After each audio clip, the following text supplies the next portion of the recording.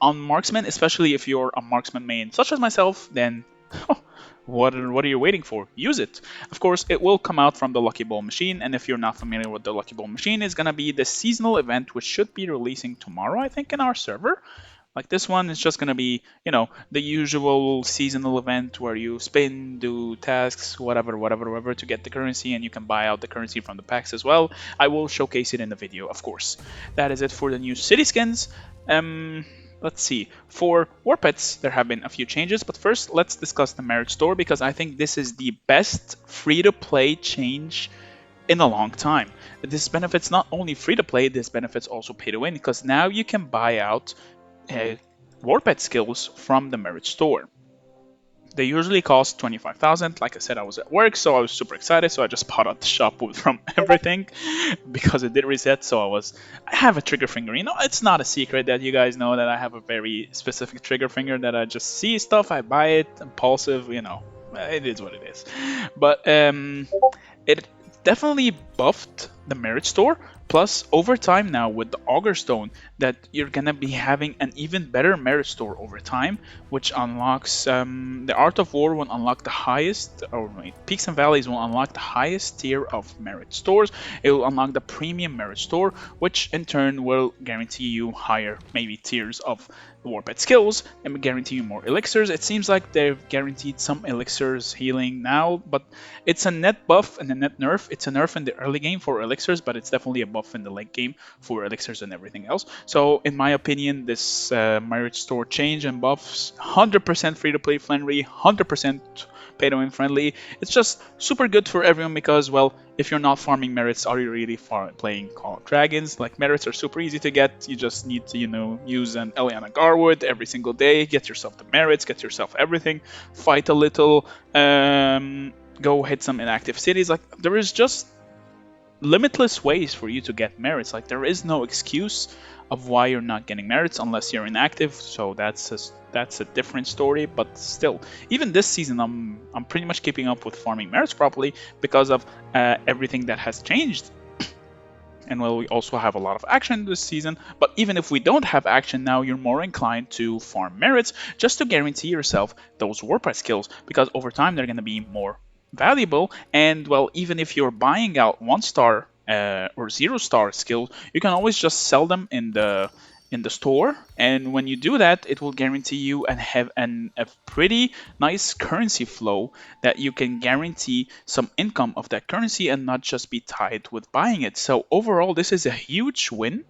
They've also added more ways to get stronger warped skills from the seasonal reward, though I have one thing that worries me is that usually you average like 2.5k of those crystals, so I kind of hope they increased the amount of crystals you get just so you can get this, maybe get one of those, and then you can pick up a few of the skills and then finish up with your start of season boost of getting some CP, getting their legendary ascension emblem, and getting some prestige to kickstart your prestige. So now you have more. While they have more options, yes, it's not necessarily the best of things. I'm not sure if if it's the best thing right now. Like I don't know. Like, I just hope they increase the amount of crystals you can get at the end of the season. If they do that, then it will be a perfect change, no complaints whatsoever. Plus, you gotta be mindful that you might not be lucky and the skill might go to waste. So do be careful when you're placing all those skills on the warpads, because the way it works is that you might be lucky, you might not be lucky. They also removed everything here from the usable skill cards, so you can just use the stuff you own, and you can just juggle between the owned only and the non-owned. You can just hope to be lucky in order to place your skills. But other than that, I got nothing else to say. Also, I do recommend now you sell any 0-star talents, whatever it is. It doesn't matter what value it gives. 0-star talents are worthless, and I think you should 100% sell them.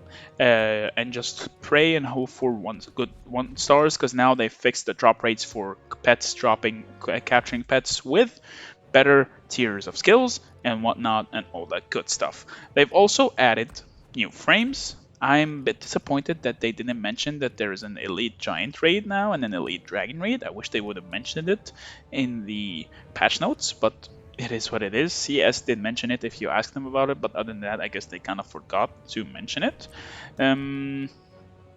Of course, we have some people that already taken it. TM usually on the case when it comes to those elite raids and whatnot. They got the frame. The frame is absolutely gorgeous, and so is the Frost Dragon. Frame is also absolutely gorgeous.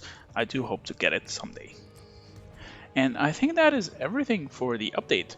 I will be sure to post a video about the new event as soon as it comes out. They said it will be out in the event calendar, but you know, nothing is ever out in the event calendar, especially not new events. They just randomly pop up, but I do suspect them to show up tomorrow at reset. So tomorrow at 00 UTC, or almost like 12 hours from now or less, it's gonna show up. So that's something to look out for as well. So don't forget to subscribe, and join the MEOWER's Den, because I will be showcasing the packs as well there and letting you know if it's worth it or not before I even post a video about it. Anyway, I think that is everything that has changed. I'm not missing anything, am I? Let me double check here. New events, new changes. Oh, you can also regenerate pets now. You have a pity system for pet regeneration. Every 20, you can guarantee at least a legendary or an epic. So now you can safely use that. There's also a way to show you how to get all those potions, I guess, from daily challenges, from VIP store, merit store, monthly pack, spring sanctuary. The pet sanctuary is this.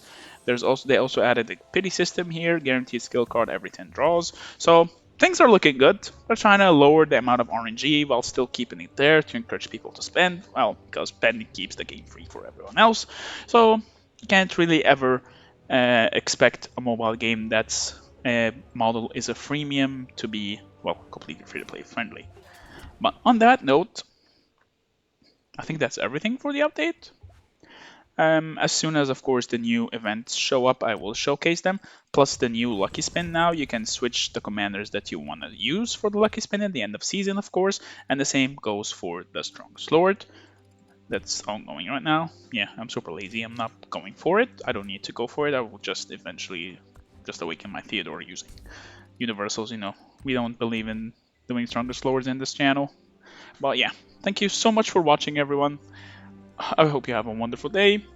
If you like this video, please don't forget to drop a like. Don't forget to subscribe, join the Discord. The link is in the description, and I will see you in the next video. Meow meow!